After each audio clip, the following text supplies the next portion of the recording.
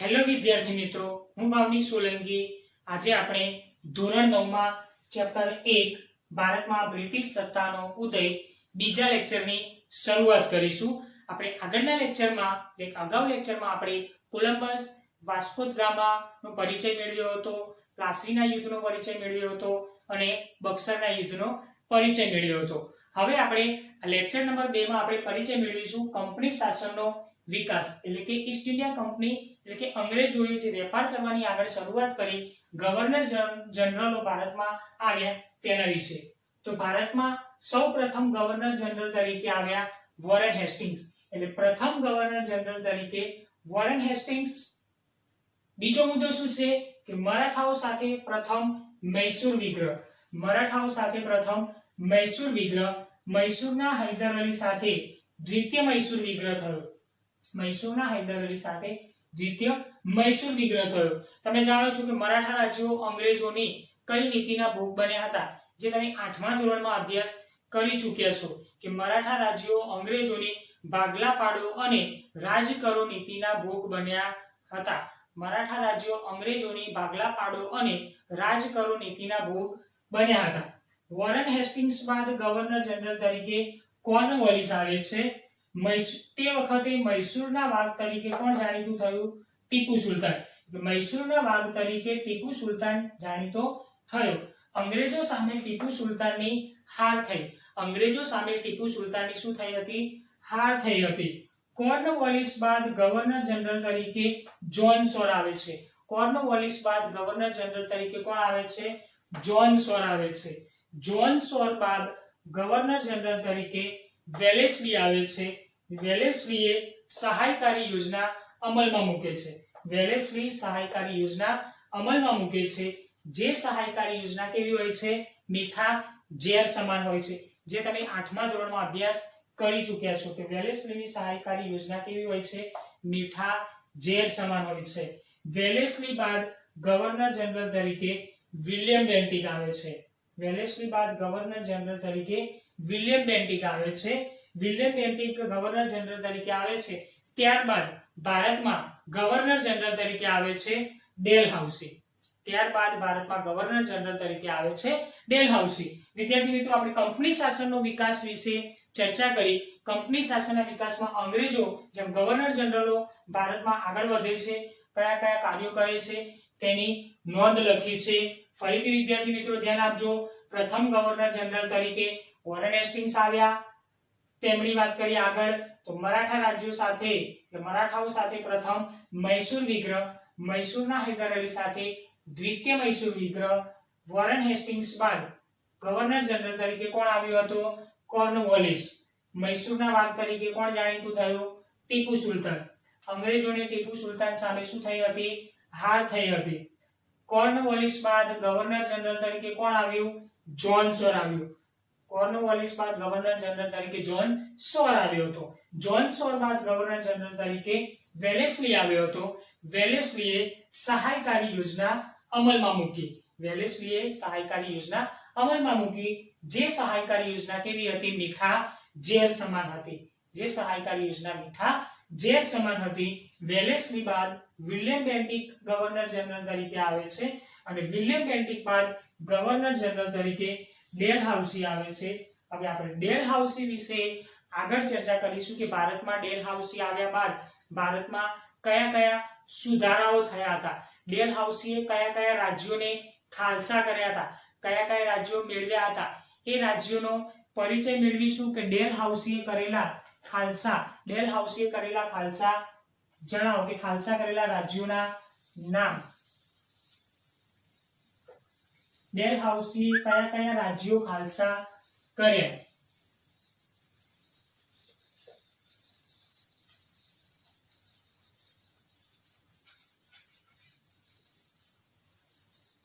ડેલહાઉસીએ કયા રાજ્યો ખાલસા કર્યા?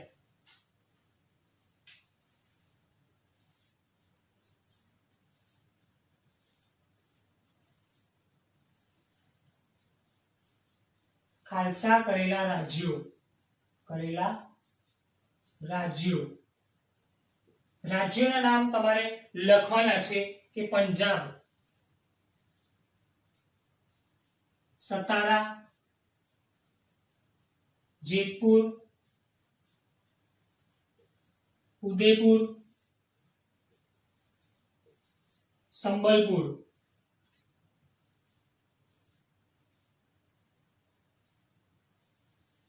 संबलपुर, पंजाब, सतारा, जेतपुर, उदयपुर, संबलपुर एम अलग अलग राज्यों तेणे खालसा करेला। झांसी छे, बगात छे, अलग अलग राज्योना नाम आप्या छे कि झांसी, अलग अलग राज्यों डेलहाउसीए खालसा कर्या था। आ सिवाय अन्य राज्योमां आवशे कर्नाटक अने तांजोर, कर्नाटक अने तांजोर। डेलहाउसीए खालसा करेला राज्योना नाम आपो। तो तमारे नाम लखवाना। डेलहाउसीए खालसा करेला राज्यों कया कया हता? पंजाब, सतारा, जेतपुर, उदयपुर, संबलपुर, झांसी, कर्नाटक, तांजोर वगैरह राज्यों खालसा कर्या हता। वगैरह राज्यों डेलहाउसीए खालसा कर्या हता। હવે ડેલહાઉસીને સુધારાવાદી તરીકે પણ ઓળખવામાં આવે છે। ડેલહાઉસી સુધારાવાદી। ડેલહાઉસીને સુધારાવાદી શા માટે કહેવામાં આવે છે કે ડેલહાઉસી ભારતમાં કયા કયા સુધારા કર્યા હતા? ડેલહાઉસીને સુધારાવાદી શા માટે કહેવામાં આવે છે? પ્રશ્ન છે આગળનો, નવો ટોપિક છે ડેલહાઉસીના સુધારા।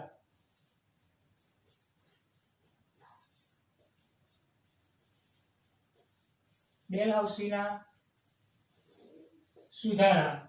ડેલહાઉસીના સુધારા જુઓ કે ભારતમાં સૌપ્રથમ તેણે ભારતમાં ઈસવીસન 1853 માં મુંબઈથી થાણા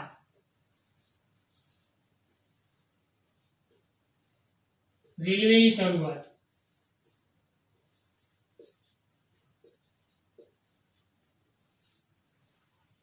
ડેલહાઉસીના સુધારામાં સૌપ્રથમ સુધારો કયો? ઈસવીસન 1853 મુંબઈથી થાણા વચ્ચે રેલવેની શરૂઆત કરી હતી।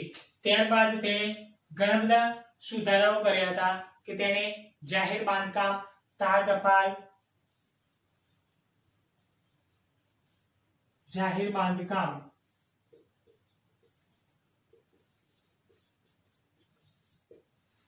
તાર ટપાલ જાહેર બાંધકામની શરૂઆત કરી હતી। ત્યારબાદ અંગ્રેજી કેળવણીની પણ ડેલહાઉસીએ શરૂઆત કરી હતી। અંગ્રેજી કેળવણી,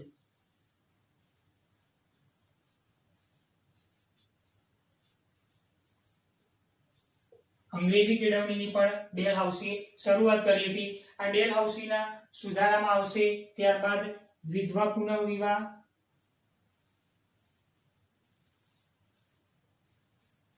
વિવાહ અને બાળ લગ્ન પ્રતિબંધ ધારો।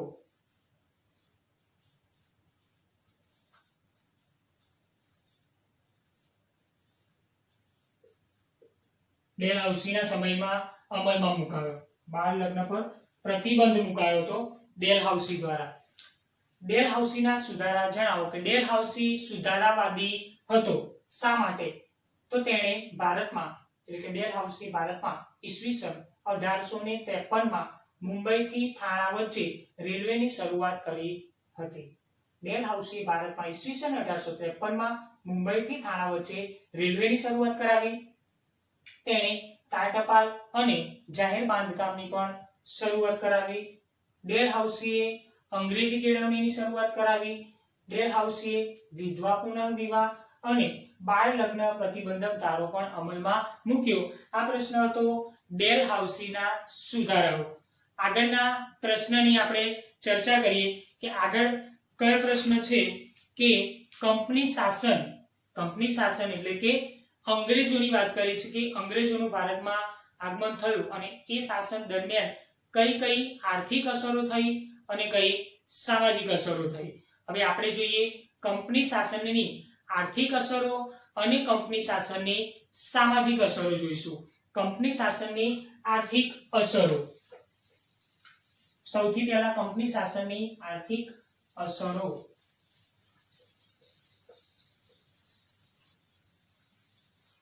કંપની શાસનની આર્થિક અસરો જણાવો. કંપની શાસનની આર્થિક અસરો. કંપની શાસનની આર્થિક અસરો.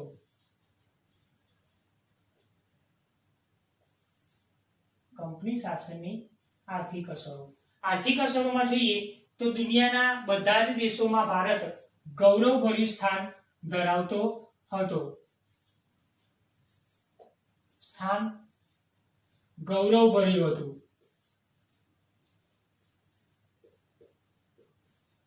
ભારત સમૃદ્ધ દેશ હતો, પરંતુ અંગ્રેજો ભારતમાં આવ્યા ત્યારબાદ તેમના 100 વર્ષના શાસનગાળા દરમિયાન ભારતનો દેશ કે ભારતનો ખેડૂત પાયમાલ બની ગયો હતો. કે ભારતમાં જોયું કે 100 વર્ષના શાસન દરમિયાન ભારતમાં ખેડૂત સૌપ્રથમ પાયમાલ થયો. કે 100 વર્ષના શાસન બાદ, અંગ્રેજોના 100 વર્ષના શાસન બાદ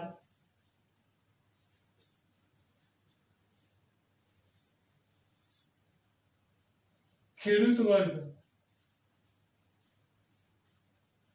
પાયમાલ અને ગરીબ બન્યો. અને ગરીબ બન્યો.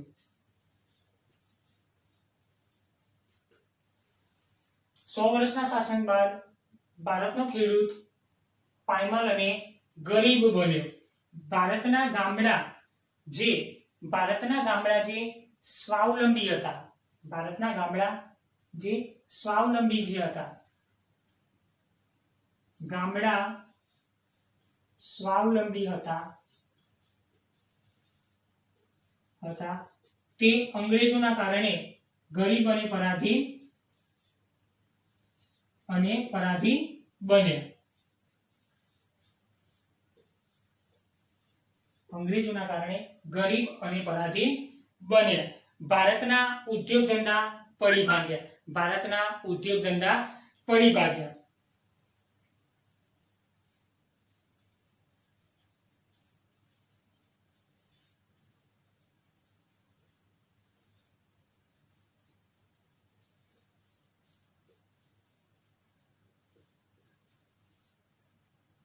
ભારતના ઉદ્યોગ ધંધા પડી ભાગ્યા.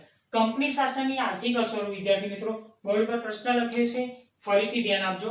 તમારી નોટબુકમાં પણ તમે સારા અક્ષરે જે લખ્યું છે એ તમે વિડિયો જુઓ, એ પ્રમાણે તમારી નોટબુકમાં પણ તમે સારા અક્ષરે લખી શકો છો. કંપની શાસનની આર્થિક અસરોમાં કે ભારત દુનિયાના દેશોમાં એક ગૌરવભર્યું સ્થાન ધરાવતો હતો. કે જ્યારે અંગ્રેજો નતા આવ્યા એ પહેલાની વાત કરીએ, પરંતુ અંગ્રેજો આવ્યા ત્યારબાદ જે પરિસ્થિતિનું નિર્માણ થયું તેના વિશે આપણે ચર્ચા કરીએ છીએ. કે 100 વર્ષના શાસન બાદ, એટલે કે અંગ્રેજોના 100 વર્ષના શાસન બાદ ભારતમાં ખેડૂત વર્ગ પાયમાલ અને ગરીબ બન્યો. ભારતનો ખેડૂત વર્ગ પાયમાલ અને ગરીબ બન્યો, દેવાદાર બન્યો. કે ભારતનો ખેડૂત જે અંગ્રેજો દ્વારા બળજબરીપૂર્વક મહેસૂલ ઉઘરાવવામાં આવતી હતી, મહેસૂલ એટલે કે કરવેરો, મહેસૂલ એટલે કે વધારાનો કરવેરો ઉઘરાવતી હતી, જેના કારણે ભારતનો ખેડૂત મહેસૂલ ભરવા માટે ઘરના દાગીના વેચીને પણ મહેસૂલ ભરતો હતો, જેના કારણે ખેડૂત પાયમાલ બની ગયો. ભારતમાં જે ગામડાઓ અંગ્રેજો આવ્યા ન હતા એ પહેલા કેવા હતા? સ્વાવલંબી હતા.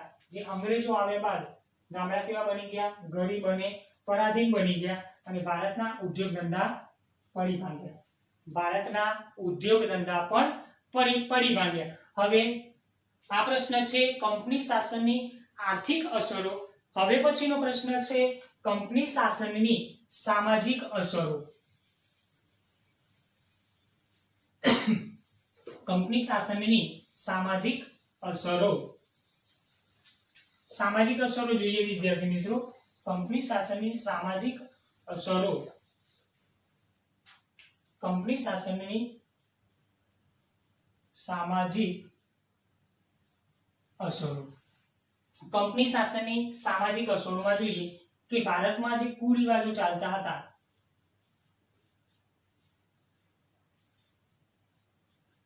કુરિવાજો એટલે કયા કુરિવાજો ચાલતા હતા? કુરિવાજોની વાત કરીએ કે જે અંધશ્રદ્ધાઓ, રૂઢિચુસ્ત માન્યતાઓ જે ચાલતી હતી પહેલાના સમયગાળા દરમિયાન, જે આપણે જોઈએ કે સતી પ્રથા, બાળ લગ્ન, બાળકીને દૂધ પીતી કરવાનો રિવાજ,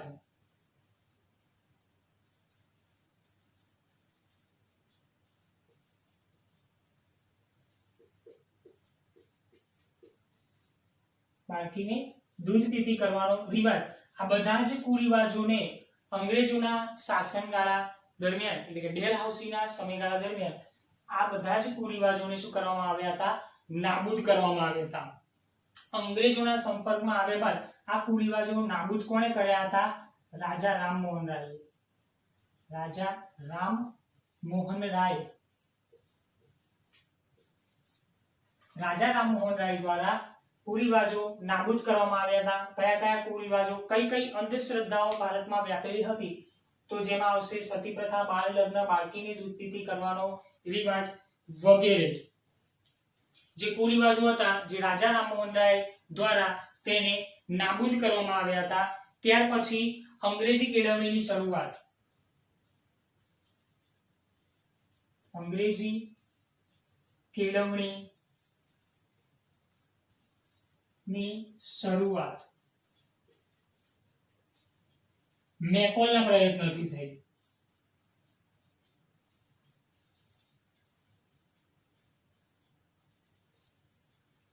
શું નામ આપ્યું છે?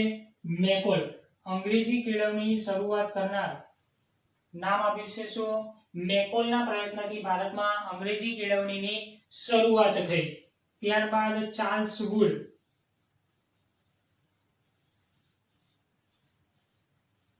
ભલામણથી યુનિવર્સિટીઓની સ્થાપના થઈ.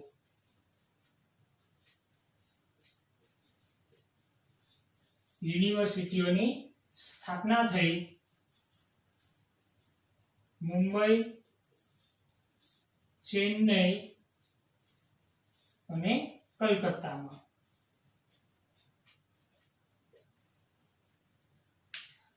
આ છે આર્થિક અસરો, સામાજિક અસરો, સામાજિક અસરો. કંપની શાસનની સામાજિક અસરો. ફરીથી એક વખત વિદ્યાર્થી મિત્રો જોઈ લો. કંપની શાસનની સામાજિક અસરોમાં શું આવશે કે સમાજમાં જે અસર પહોંચી, સમાજમાં જે અસર થઈ એ સામાજિક અસરો. આર્થિક અસરમાં શું? પૈસાની રીતે જે નુકસાન થયું જે આર્થિક અસરોમાં આવશે. ઉદ્યોગ ધંધા પડી ભાગ્યા આર્થિક અસરમાં આવશે. સમાજને જે નુકસાન થયું એ આવશે સામાજિક અસરમાં. સમાજમાં જે કાર્યો થયા એ આવશે સામાજિક અસરમાં. કે કંપની શાસનની સામાજિક અસરોમાં જે કુરિવાજો ચાલતા હતા તેની વાત કરી છે કે સતી પ્રથા, બાળ લગ્ન, બાળકીને દૂધ પીતી કરવાનો રિવાજ, જે રાજા રામમોહન રાય દ્વારા આ કુરિવાજોને શું કરવામાં આવ્યા હતા? નાબૂદ કરવામાં આવ્યા હતા. અંગ્રેજી કેળવણીની શરૂઆત કરવામાં આવી કોના પ્રયત્નથી? મેકોલના પ્રયત્નથી. ચાર્લ્સ વુડની ભલામણથી યુનિવર્સિટીઓની સ્થાપના કરવામાં આવી. આ યુનિવર્સિટીઓની સ્થાપના કરવામાં આવી સૌપ્રથમ કઈ જગ્યાએ? મુંબઈમાં, ચેન્નઈમાં અને કલકત્તામાં. સૌપ્રથમ યુનિવર્સિટી કઈ જગ્યાએ સ્થપાઈ? મુંબઈ, ચેન્નઈ અને કલકત્તામાં. કોના દ્વારા? ચાર્લ્સ વુડ દ્વારા. કોના દ્વારા? ચાર્લ્સ વુડ દ્વારા. અને અંગ્રેજી કેળવણીની શરૂઆત પૂછાય તો કોના દ્વારા? મેકોલ દ્વારા. અંગ્રેજી કેળવણીની શરૂઆત કોના દ્વારા થઈ હતી? મેકોલ દ્વારા અંગ્રેજી કેળવણીની શરૂઆત થઈ હતી. આપણે બે પ્રશ્નો વિદ્યાર્થી મિત્રો જોયા. કંપની શાસનની આર્થિક અસરો, કંપની શાસનની સામાજિક અસરો. તમને બંને પ્રશ્નમાં ખબર પડી ગઈ હશે. હવે ટોટલ આપણે ચેપ્ટર 1 માં કયા કયા પ્રશ્નો જોયા? સૌથી પહેલા આપણે યુરોપિયન પ્રજાનું ભારતમાં આગમન જોયું, કોલંબસનો પરિચય જોયો, વાસ્કો દ ગામાનો પરિચય જોયો. ત્યાર પછી આપણે આગળના પ્રશ્નમાં જોયું પ્લાસીનું યુદ્ધ, બક્સરનું યુદ્ધ. પ્લાસીનું યુદ્ધ, બક્સરનું યુદ્ધ, કંપની શાસનનો વિકાસ, ડેલહાઉસીએ ખાલસા કરેલા રાજ્યો, ડેલહાઉસીના સુધારા, કંપની શાસનની આર્થિક અસરો અને કંપની શાસનની સામાજિક અસરો. વિદ્યાર્થી મિત્રો તમને બધા જ પ્રશ્નમાં સારી ખબર પડી ગઈ હશે. આપણે કેટલા પ્રશ્નો આ ચેપ્ટરમાં જોયા અને કેટલા પ્રશ્નો તમારી નોટબુકમાં લખવાના છે એ પ્રશ્નો બોર્ડ પર લખું છું. તમે એ પ્રશ્નો તમારી નોટબુકમાં સારા અક્ષરે લખજો. સૌથી પહેલો પ્રશ્ન લખ્યો તો તે કોલંબસનો પરિચય.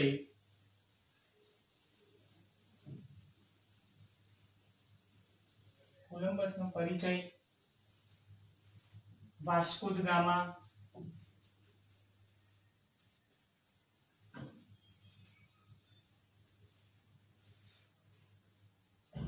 ડેલહાઉસી, સુધારા. ડેલહાઉસીએ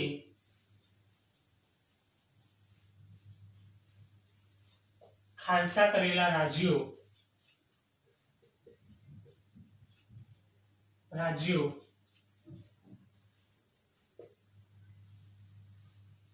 કંપની શાસનનો વિકાસ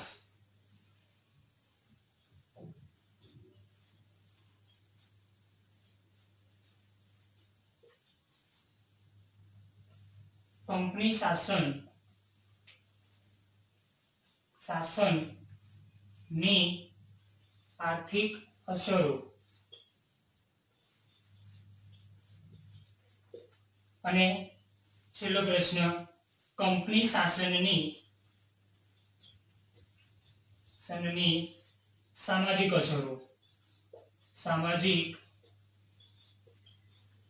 અસરો.